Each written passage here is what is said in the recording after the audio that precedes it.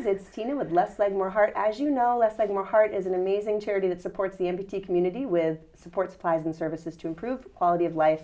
And we've created this platform for discussions with stories that are inspiring or products that are great for either disability community, people living in chronic pain or with inflammation, and also wellness businesses that are vetted, that are truly solving problems within the community in terms of access, inclusivity, and meeting the needs of people within classes with services and also with their techniques and approaches. And so I'm with Teri from Wellness Hot Yoga today, who is a world-renowned teacher for yoga, for adapting things for the disabled community, that has her own story with challenge and disability, and now has this beautiful inclusive wellness studio that has hot yoga and red light therapy and dry sauna and massage therapy and float tanks and really meditation, a beautiful space for truly wellness, well-rounded, holistic wellness. And we are fast friends. We can just talk about everything wellness, but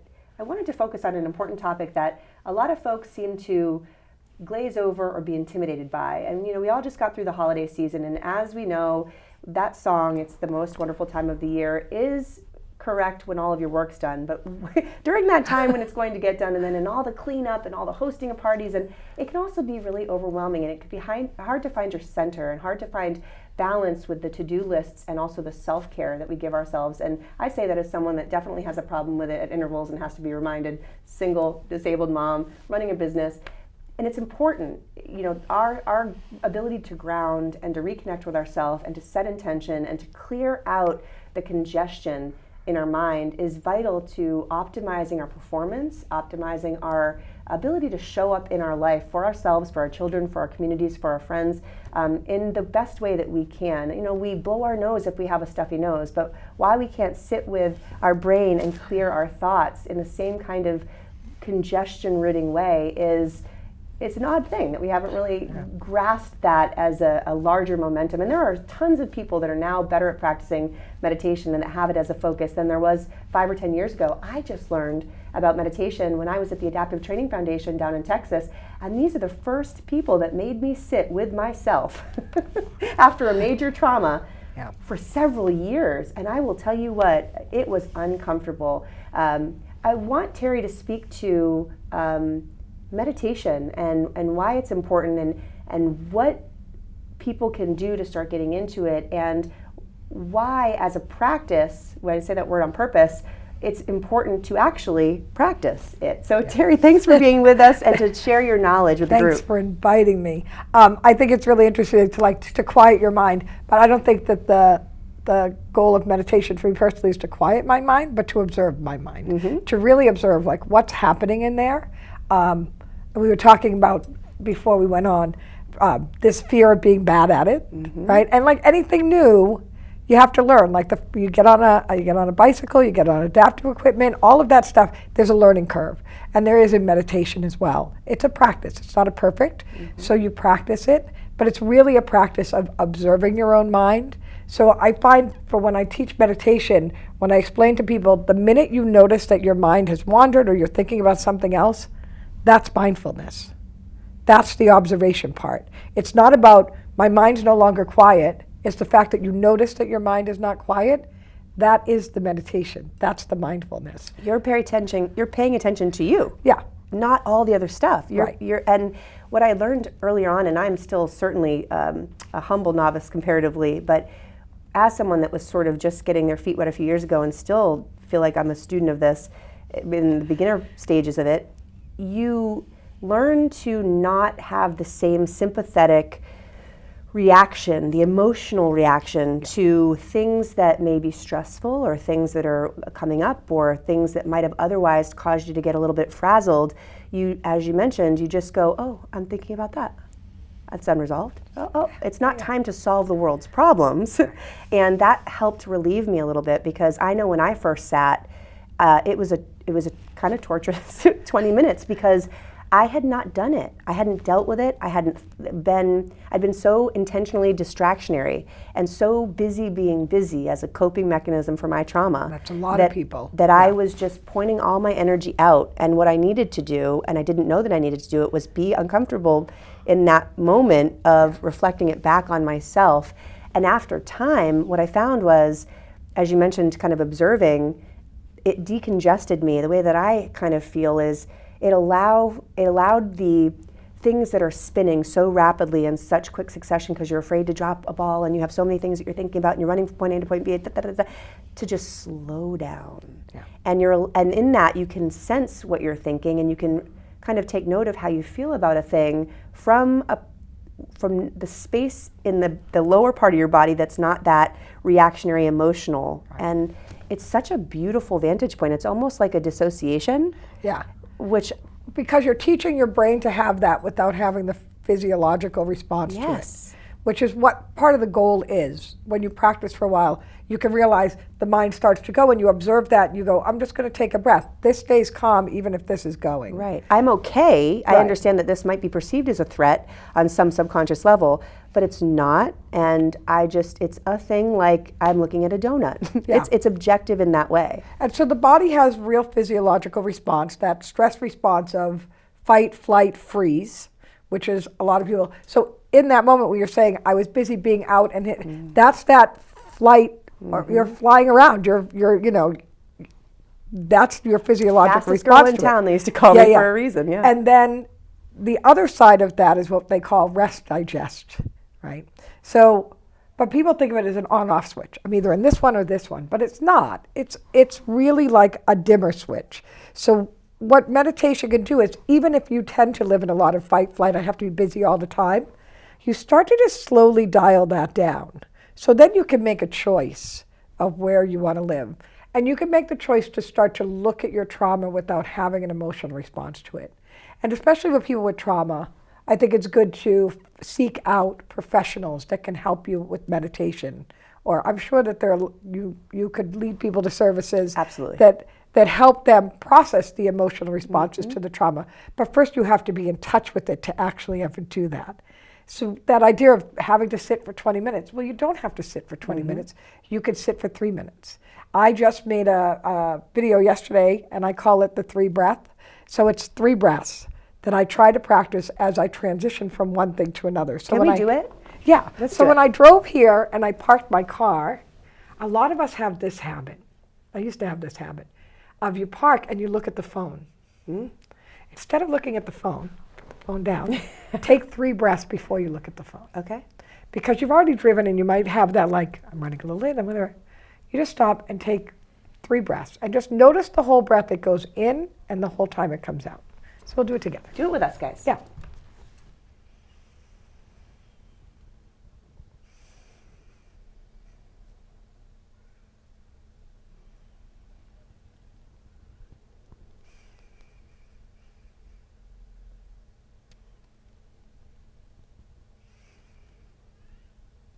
It's just nice. And you can see how long that takes. Just takes it from here down. And you can start to integrate that into your life, where you pull into the grocery store and before you shop, you take 3 breaths. When you come out of the store, you load the groceries, you get in the car, you take 3 breaths. You get home, you pull in the driveway, before you unload the car, take 3 breaths. And everything starts to, instead of this day of that everything escalates. And crash. Yes. Yeah. And then you fall apart at the end of the day, or you're looking for self-medication, or the glass fixes, of wine, the crap TV, the whatever that thing is that distracts your brain, because you're trying to go from here, now you have to go to bed. So how do I find that? You don't have to sit for 20 minutes. If you can sit for 20 minutes, that's great, but if you can't sit for 2, sit for 5. I wish every school in America or in the world would do the 3-breath meditation with kids to say, put away your English, take 3 breaths. Now we're going to take out the math. As a new mother, I will tell you that this is a new thing I'm adopting. I just feel like a sponge around you. I'm just taking all of this knowledge. But do it with, I got to meet her beautiful son, Wade. We had so much fun this morning. It doesn't hurt that she has the same name as my mother, which is my son's adoring Oma. So that was like an easy transition. But to teach children that you're sitting in the car when you drive home, try it today. You drive home with him. I'm gonna. And before you get out of the car with him, say, let's take 3 breaths. And he's 2. He's not going to do it well, but it doesn't matter. You're training him that before we do the next thing, we're going to stop. I love that. Instead of going from next thing to next thing to next thing, you stop and you create those transitions between the things you're going to do, and it kind of just evens it out. You want to have life with ups and downs. Like, that's part of the fun. There's exciting moments and there's boring moments, and it's all important. But I think we've become so used to this overwhelming that we are uncomfortable when we don't have something to do. Mm-hmm. And the phone is designed to be that thing that I always tell people, you want to practice being uncomfortable, because that's what we practice in yoga and meditation. We practice being uncomfortable. Go in a restaurant by yourself, have lunch, leave your phone in the car. It is such an addiction. It is. That it's, I mean, I rely on it. We all do, right? For our business, for our personal affairs, now having a child, if he's not with me, and then I have emergencies I need. So then we have our iWatches, because if the phone now is too clunky, then we need to have access here. And building boundaries for that is so important. And how we allow the world to have constant access to us, but we don't allow ourselves access to ourselves by distancing with boundaries, access from everyone else, is just a conundrum. And I'm guilty of it from time to time, and this is why this is a beautiful conversation and reminder in this moment, especially with the new year starting and the holidays over, in this space sort of between holidays where people can kind of get their groove back and set their intention for the year and really try to figure out how they want to optimize their life in some way. It starts with reflection. It starts with that downtime, that centered, just putting your hand on your heart and your stomach. Right, and taking a few breaths. Yes, and I learned that in yoga was just physically connecting with myself and feeling things rise and fall and recognizing that I was in my own body. That sounds weird to say for people that aren't in yoga or have done this practice, but we get so busy in doing and moving that we forget the vessel and the mind that's carrying all of that. And the body does store all that memory. And so when you've had trauma, the body stores that as well. So being able to be in touch with that in a safe, brave way. And I find meditation, people talk about safe spaces, and at my yoga studio we never call it a safe space, we always call it a brave space, where you can push yourself to be uncomfortable, where you can know nothing bad's happening here, but you can be brave enough to be uncomfortable. And that's really, and so what happens in the world is we become uncomfortable and we seek ways to discharge that discomfort.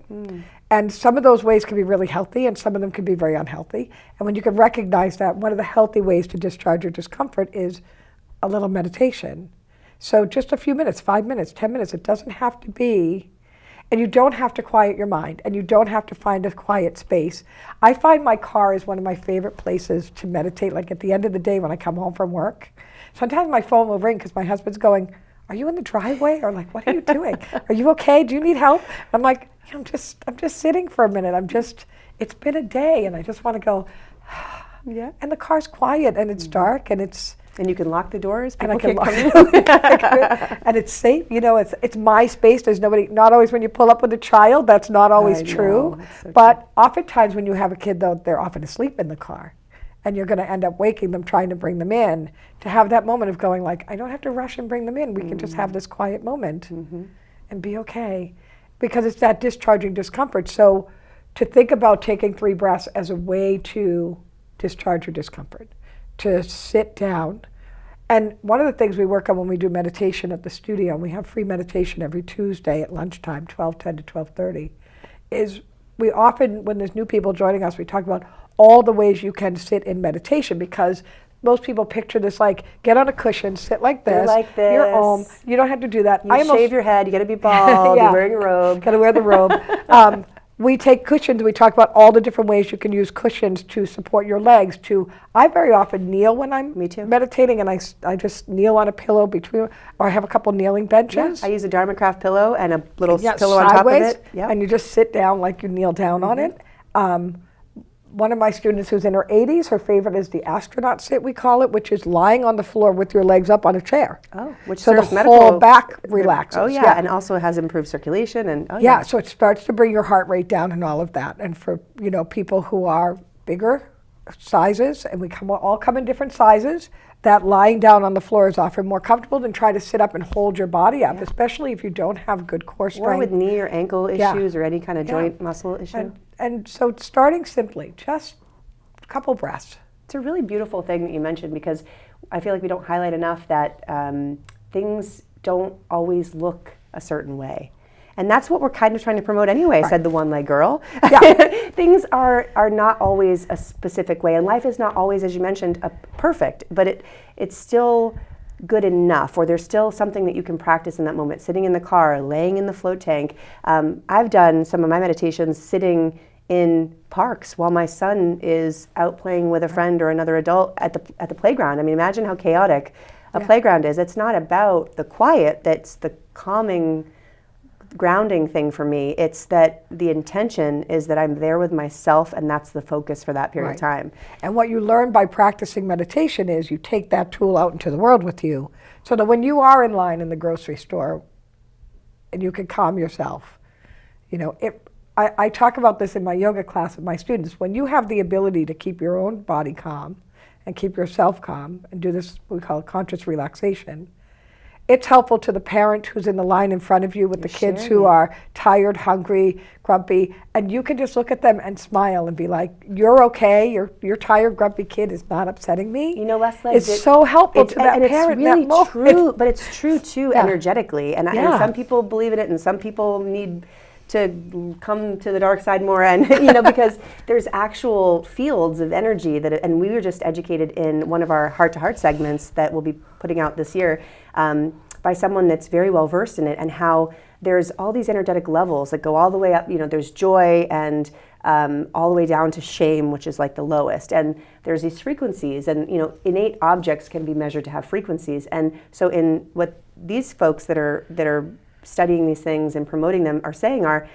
there you can share it. It's an absorbable thing, and we all feel that, because when you walk in a room and there's someone that's stressed out, I mean, my backside clenches. Just you're on guard, right? Or you walk into a room or a line and there's someone that's just, zen. It takes this flame and it just sort of cools it down for you. At least it does for me as an empath specifically.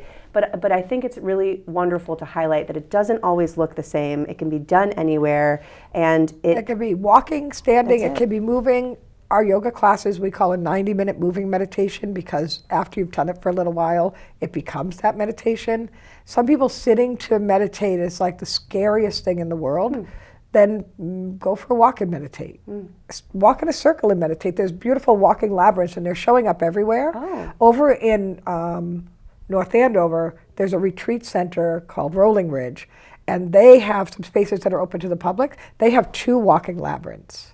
I've never heard of that. Yeah, we'll have to go. Walking labyrinth is the next step. There's one in Haverhill that I just saw in a park, and people can set them up in their own yards. There's even ones that you just do with your finger, which is really fascinating. It's like a maze, and you just trace it. You can draw one out yourself, and you sit with your finger and you just trace this line, but you focus on tracing that line. Is it similar in a sense to EFT tapping, where you're giving like meridial input or neural input? I don't know that it really is, because there's no specific input, but you can have a picture of a labyrinth and just trace your finger on it. Coloring is a form of mindfulness. We have a coloring station at the yoga studio where we have pages out for adults to color with colored pencils, and to mindfully pick the color you're going to paint, draw on that flower, you're or whatever. taking all this stuff out here, and you're just zooming the camera in. Yeah. You're creating a focus. Right. When they have these new, I just got the new iPhone 14. I just did the upgrade, and